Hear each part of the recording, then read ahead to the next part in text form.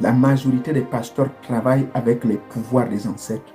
Dans la dimension de la spiritualité, toute personne qui n'est pas liée à sa lignée ancestrale, c'est un bâtard spirituel. Et ses prières embrouillent l'atmosphère. Ils vont voler les fétiches. Ils vont prendre des dieux auprès des personnes que je connais. Je vous dis la vérité. Ils le savent. J'en connais près de 3 pasteurs au Gabon. Pour que leur église prospère. Ils sont allés voir quelqu'un au Ghana. Il s'appelle quoi? Un prêtre. Un grand prêtre traditionnel du Ghana. Plus de 2000, je dis bien, plus de 2000 pasteurs à travers le monde sont allés prendre les pouvoirs auprès de lui. Et ils continuent, alors je vous parle. Même ici aux États-Unis. Les fameuses prises de judo qu'ils font.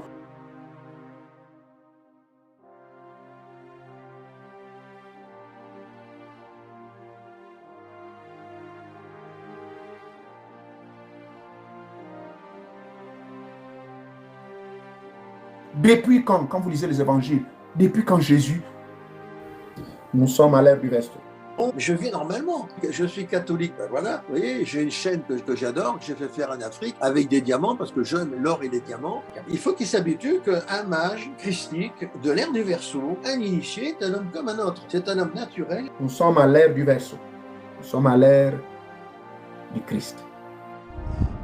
Bien-aimés, si vous avez bien suivi dès le début, où Joël Tatou disait que dans certaines spiritualités on y trouve le mot Christ, ainsi a parlé le spiritualiste et magicien de la Rose-Croix, citant notamment la Rose-Croix, la Gnose, l'orthodoxe et l'Église catholique.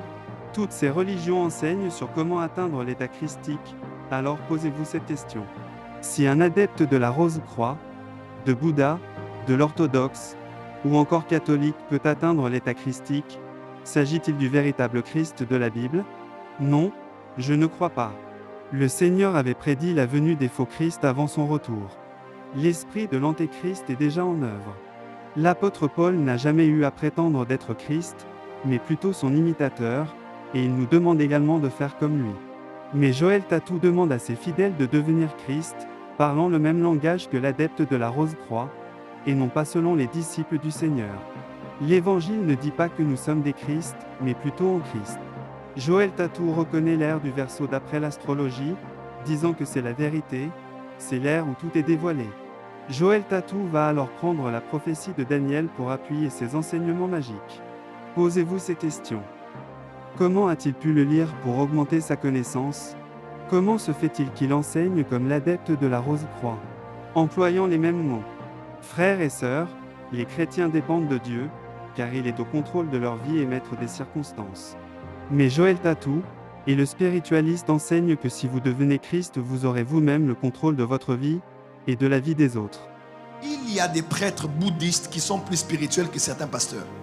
Il définit l'homme spirituel non pas par rapport à la parole de Dieu, mais par rapport à la magie. C'est une preuve que Joël Tatou puise ses enseignements dans des livres ésotériques. Que Dieu nous préserve du malin.